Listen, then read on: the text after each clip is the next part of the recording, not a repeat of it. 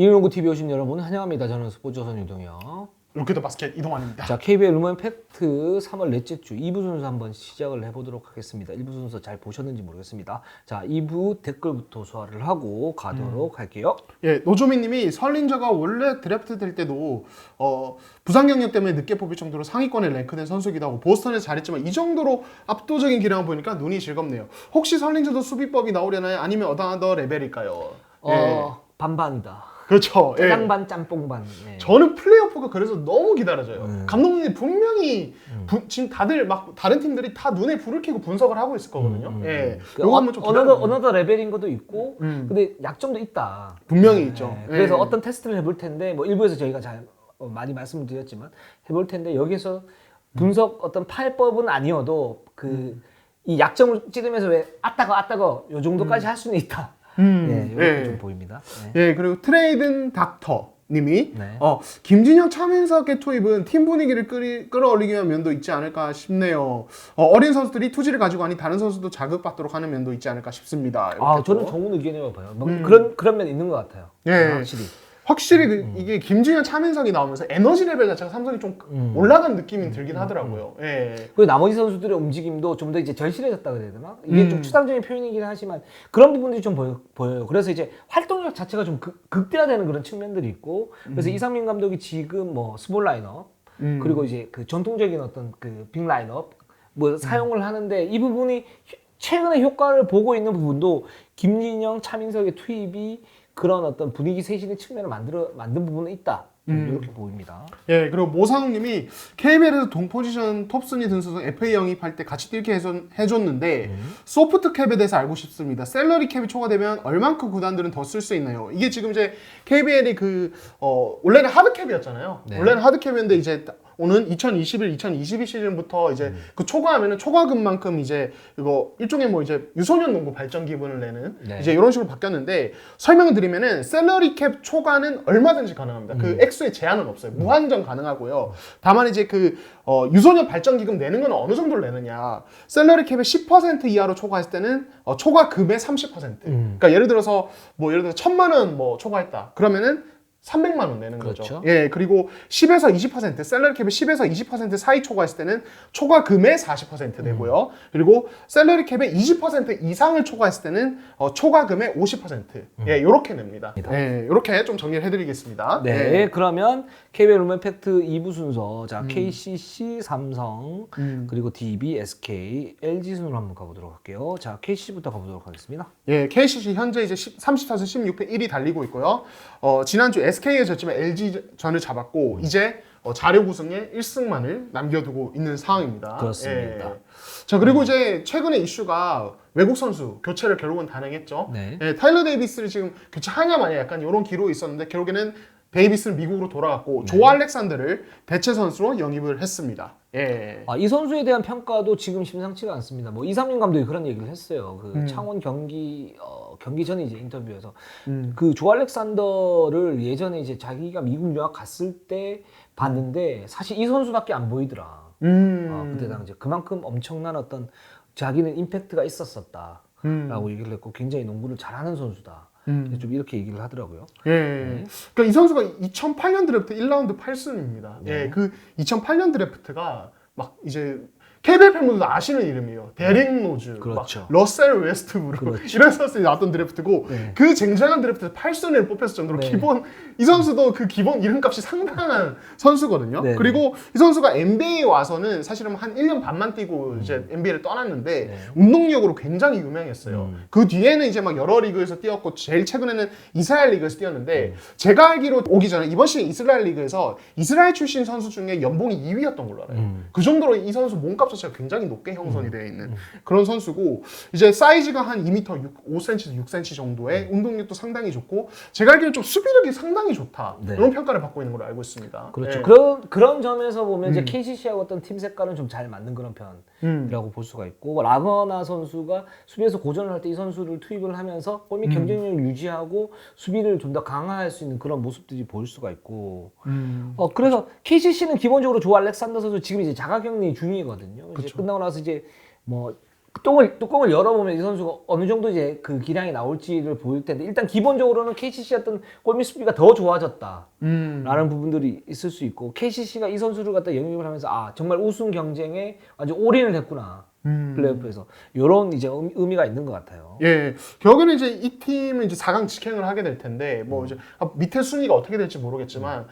그때부터는 이제 상대 강력한 빅맨 수비가 필요한데 아무래도 라거나는 또 조금 더 공격 쪽에 좀 집중을 해야 되는 입장이잖아요. 그렇죠? KCC 내에서는. 헤인즈도 사실은 뭐 어쨌든 포워드고 또 공격에서 강점이 있으니까 네. 결국에는 확실한 빅맨 수비 카드가 절실했는데 그런 점에서 조 알렉산더는 좀 괜찮은 것 같아요. 예, 그래서 제가 봤을 때는 라거나, 헤인즈, 알렉산더 이 체제에서 알렉산더는 좀 수비력이 되게 중요할 때 좀 많이 기용을 할 것 같고 라거나, 헤인즈는 오히려 뭐 트랜지션이나 아니면은 어떤 셋업에서 공격 프로 가야 될 때 약간 아니면 비틀어서 뭐 헤인즈가 볼핸들러 하는 거 요즘에 KCC가 많이 하는데 그런 식으로 좀 많이 쓸 것 같습니다. 예. 이 선수 좀 지켜보시죠. 네. 지켜보시고 저 뚜껑이 열렸을 때 저희가 또 정밀하게 좀 분석을 갖다 해드리도록 하겠습니다. 예, 좋습니다. 네. 예, 그럼 다음 팀으로 넘어갈까요? 예, 삼성으로 한번 가보도록 할게요. 예, 삼성 23승 28패 현재 7위고요. 지난주 2승 1패 기록을 했습니다. 어쨌든 6강권이랑 격차가 아직 많이 벌어지지 않아서 희망은 남아있어요. 그렇죠. 산술적으로 지금 가능한 그런 상태고 지금 흐름이 상당히 좋습니다. 삼성. 예, 그렇죠. 그리고 어제 이제 삼성전 같은 경우에도 이제 뒤지다가 4쿼터에 완전히 역전을 해버리면서 승리를 했고, 김진영, 김현수 이런 자원들이 활약이 빛났습니다. 역시 뭐 김진영이 제일 눈에 띄더라고요. 좀 어떻게 보셨어요? 김진영이 확실히 속공에서는 엄청나게 위력이 많은 선수인 건 확실해요. 확실하고 또 하나는 이제 수비가 살짝 변했는데 뭐 이성민 감독도 그렇게 얘기를 했지만 그 끝까지 따라가서 뭔가 볼을 갖다 이제 컨테스트 하려고 하는 그런 의지, 이거는 이제 의지의 영역이니까 이런 의지가 그렇죠. 좋아졌다.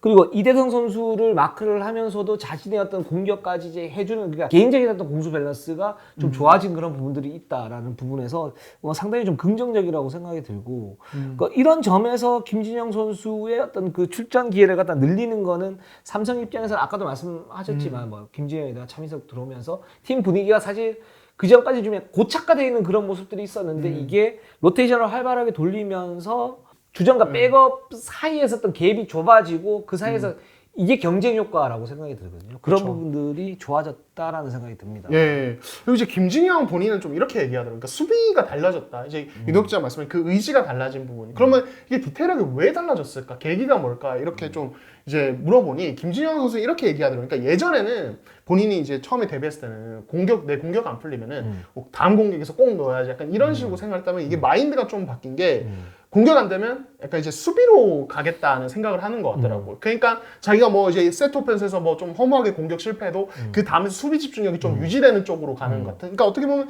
이런 마인드셋의 변화가 원래부터 좀 중요했던 선수잖아요. 이 선수는. 그렇죠. 예, 그런 면에서 조금 바람직한 방향으로 가는 게 아닌가 싶고, 그리고 전체적인 삼성의 에너지 레벨도 같이 올라가다 보니까 여러 가지 긍정적 작용이 있는데, 다만 이제 여전히 뭐 약점은 뚜렷한 유정혁 기자가 계속 지적을 했지만은 점퍼가 안 되는 점이 아직도 되게 불안해요. 예를 들어서 이제 삼성이 공격 리바운드 잡아냈을 때 상대 이제 수비가 뭐 트레이션 하려고 뛰쳐나갔다거나 아니면 경건리보다 경합 상황에서 뭐 수비가 얼그러지면서 김진영의 순간순간 오픈 점퍼 기회가 나는데 그게 되게 간결하게 마무리하면 되는 건데 그런 것도 마무리가 안 된다든지 아니면은 다 뚫어놓고 레이업 마무리가 안 된다든지 이런 이제 그냥 본인의 어떤 피지컬과 어떤 기술에서 나오는 약점이 여전히 남아있거든요. 그러니까 지금이야 사실은 뭐 오픈 코트 상황에서 쫙쫙쫙 치고 올라가면 이 선수 사이즈, 기동성 거의 지금 KBL 다 뒤져봐도 거의 손가락이 꼽힐 정도여서 괜찮지만은 이제 이동혁 기자가 얘기하신 세부적인 약점, 제가 방금 언급한 부분이 계속 지속이 되면은 상대팀은 이거 물고 늘어질 겁니다. 그렇기 때문에 이거를 이제 오프 시즌에 얼마나 개선하느냐가 되게 중요할 것 같아요. 그러니까 실링이 결정이 되는 거죠. 그렇죠. 그 실링이 달라질 것 같습니다. 예. 그리고 이상민 감독 거치에 대한 좀 이제 궁금증도 커지지 않습니까? 이상민 감독이 사실은 지금 뭐 많이 밝혀지지 않긴 했지만 저희는 이제 방송에서 한번 언급을 한 적이 있는데 1+1 계약으로 알고 있어요. 네. 그래서 올 시즌 성적에 따라 가지고 이상민 감독이 계약이 연장이 되느냐 아니냐 뭐 이런 이제 얘기를 했었고 그게 이제 내부적인 저는 방침이라고 알고 있는데 최근에 좀 이제 기류가 변했다고 합니다. 어떤 부분이 변했냐면 원래 이제 6강에 갈 경우에는 좀 더 이제 한 번 더 기회를 주는 걸로 이렇게 돼 있는데 최근에 뭐 이제 학폭이니 뭐니 이게 많이 터지면서 삼성 내부적으로 그래도 이제 좀 그런 부분에서 검증이 된 이상민 감독이니까 여기에서 경기력이 좀 더 올라가게 되면 이상민 감독을 한 번 더 그 신임을 하면서 1년 더 기회를 줄 수 있지 않냐 이런 이제 뭐 내부적인 분위기가 있다고 그래요. 저도 이제 거쳐 들은 내용인데 상태인데 그렇기 때문에 지금 뭐 삼성이 굉장히 뭐랄까 경기력이 나쁘지 않은 그런 상태이잖아요. 물론 이제 초반에 너무 헤매가지고 사실 거기에서 약간 삼성은 좀 이게 대대적인 어떤 개편이 좀 필요하지 않나라고 봤었는데 나름 이제 나쁘지 않은 상태니까 이상민 감독의 어떤 그 신임 여부가 굉장히 좀 부정적인 기류에서 가다가 지금은 살짝 좀 긍정적으로 올라가고 있다. 이렇게 좀 보시면 될 것 같습니다. 예, 좋습니다. DB로 한번 가보도록 할게요. 예, DB 21승 30패 현재 9위고요. 지난주 1승 2패 기록을 했는데 KG 시전에서 아주 그냥 뭐 어쨌든 대열을 잡으면서 분위기 반전이 됐고 역시 좀 고무적인 게 이 경기에서는 이제 허웅, 두경민이 같이 살아났다는 점. 예, 그렇습니다. 그래서 그 대표팀 휴식기 이후에 DB가 좀 경기를 기대 못 미쳤잖아요. 그렇죠. 그리고 거기에 저는 핵심이 좀 두경민은 이 백코트진에서 경기력이 오히려 그 전보다 약간 내려가는 부분이 그렇죠. 있었다고 생각을 하거든요. 미스테리 중에 하나죠. 그렇죠. 네. 예. 그래서 이 부분에 대해서 뭐 이제 이상문 감독께서는 뭐 이제 아무래도 선수들의 마인드 문제라든지 아니면 이제 무한 경쟁 체제였다가 주전에 조금 전력이 집중되는 현상 이런 것들까지 요인이라고 얘기를 하셨던 것 같은데 아무튼 이 두 콤비가 다음 시즌도 경쟁력 유지하는 게 되게 중요하지 않겠습니까? 네. 그렇죠. 그 이 두 콤비가 사실은 저는 뭐 리그에서 최고라고 봤어요. 백코트. 두경민, 허웅이 그러니까 공격과 수비에서 모든 걸 놓고 봤을 때 봤는데 그 이 두 콤비가 사실은 정확하게 잘 어울리는 조합은 아닌 것 같아요. 그러니까 이제 허웅 같은 경우는 그 지난번에 말씀드렸지만 메인 볼 핸들로서의 어떤 그 한계 그런 부분들이 있기 때문에 나머지 선수들이 받쳐줬을 때 이 선수가 볼 없는 움직임을 통해 가지고 뭔가 자신의 위력을 극대화할 수 있고 수비에서도 이제 사이즈가 비슷한 선수는 잘 막을 수 있는 그런 상태이고 두경민 같은 경우는 원래 좀 기복이 좀 있긴 하죠, 사실 기복이 좀 있긴 한데 이 선수도 이제 외부 변수 두 가지가 중요한데 첫 번째는 골밑이 탄탄하냐.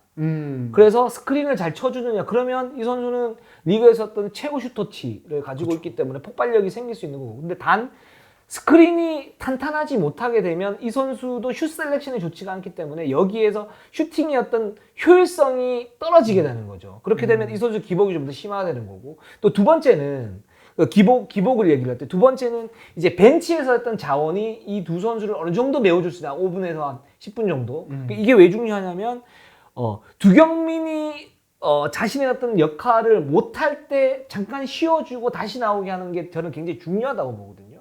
여전히. 물론 이제 두경민 스스로가 그런 클래스로 가야 되지만 지금 상태에서는 살짝 모자라다고 보는데 그러면 이제 그렇게 브레이크를 했을 때 이제 뭐 예전에 김현호라든가 이런 선수들이 잘해주면서 두경민이 다시 이렇게 마인드셋을 정하면서 가는 부분이 있었는데 지금은 이제 DB의 어떤 벤치진이 좀 떨어져 있기 때문에 그런 흐름을 반등시킬 수 있는 요소들이 많지가 않단 말이죠.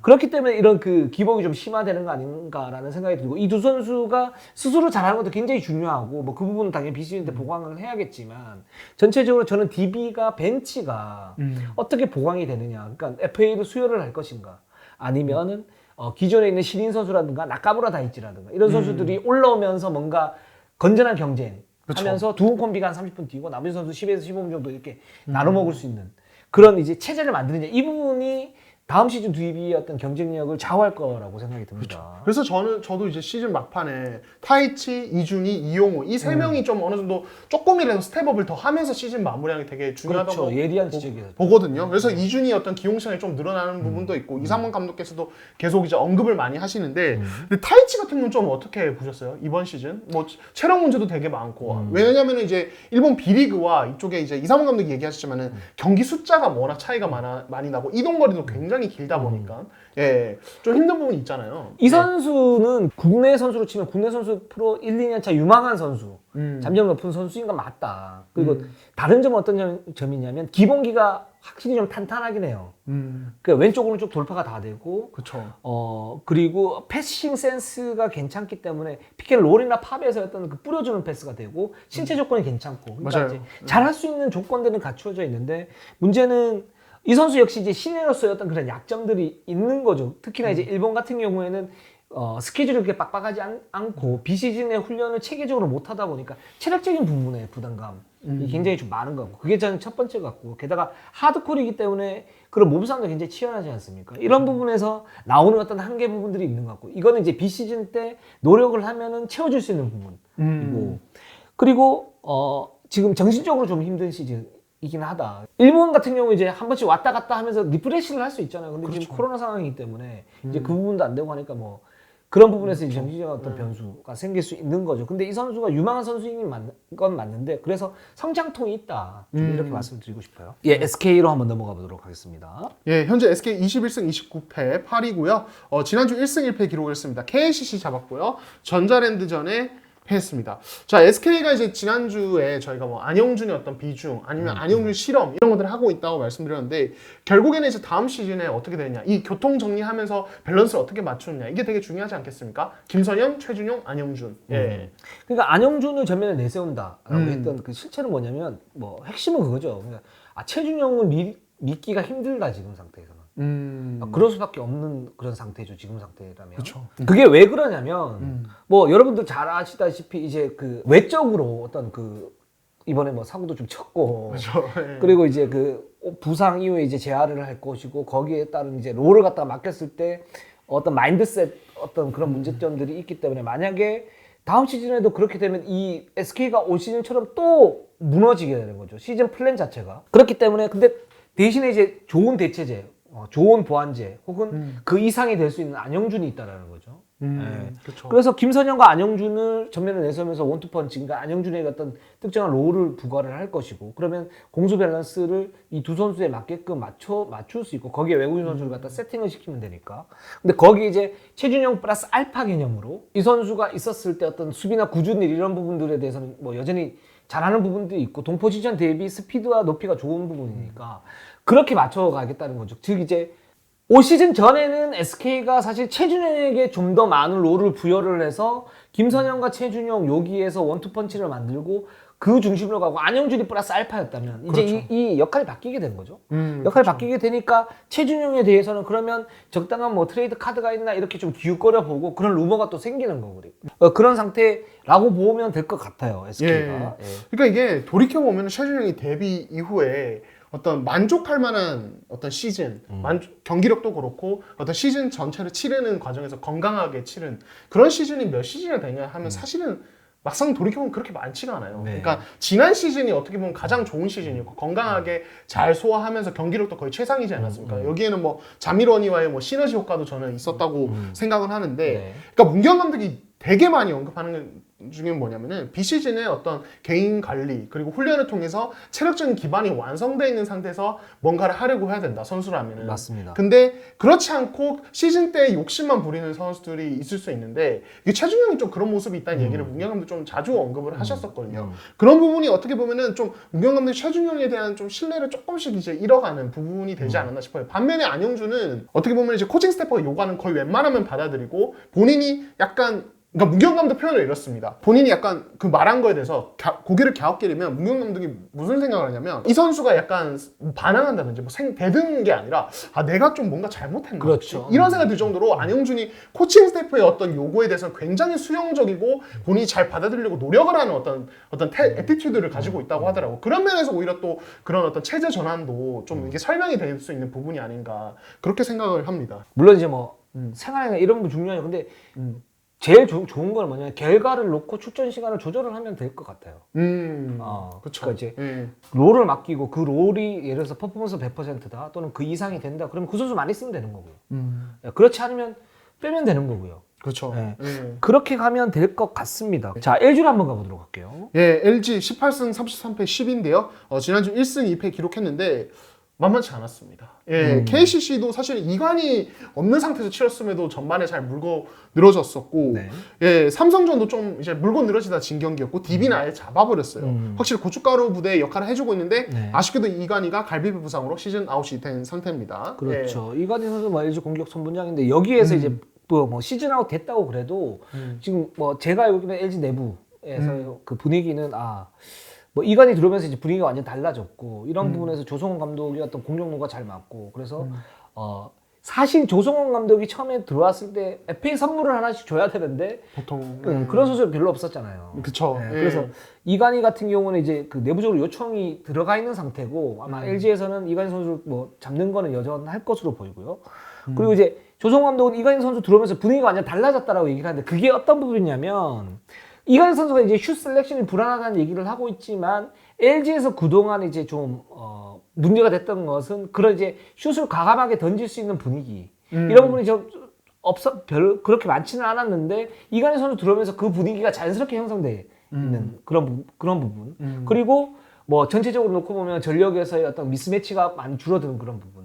이제 이런 부분들이 있기 때문에 그런 분위기를 끌어가는 거에서 이관희 선수의 어떤 그 왔을 때 어떤 분위기가 좀 달라졌다. 이렇게 얘기를 하고 있는 것 같아요. 예. 그러니까 이관희가 또 아무래도 승부욕도 굉장히 강하고 또 기본적으로 농구를 엄청 진지하게 좀 대하는 선수다 보니까 그런 부분도 좀 긍정적으로 좀 그러니까 이게 뭐랄까요 조성 감독 온 뒤로 자율농구의 어떤 분위기가 LG에 좀 한껏 이렇게 좀 생기기 시작했는데 거기에 맞서 뭔가 이 끈적끈적하게 또 이제 승부를 끌고 가는 이런 맛은 조금 아직 여전히 약했던 것은 사실이잖아요. 근데 어떻게 보면 이관희가 오면서 그 에너지까지 불어 넣게 된 게 아닌가 이런 생각이 들고 이제 LG가 다음 시즌 바라봤을 때는 결국에 또 이 외국 선수 조합도 아무래도 좀 고민거리 아니겠습니까? 네, 네. 그러니까 지금 이제 라렌 리온 윌리엄스 체제로 어떻게 보면 굉장히 좀 안정적인 체제로 시즌을 시작했다고 볼 수 있지만 막상 뚜껑을 열어보니 라렌은 뭐 부상 여파도 있었지만 워낙 경쟁력 좋은 외국 선수들 오다 보니까 거기서 어떤 최고 외국 선수의 지위를 사실은 잃어버렸고 리온 윌리엄스는 높이 문제로 예상대로 좀 고전을 했지 않습니까? 좀 어떻게 보세요? 외국 선수 구성에 대해서 앞으로.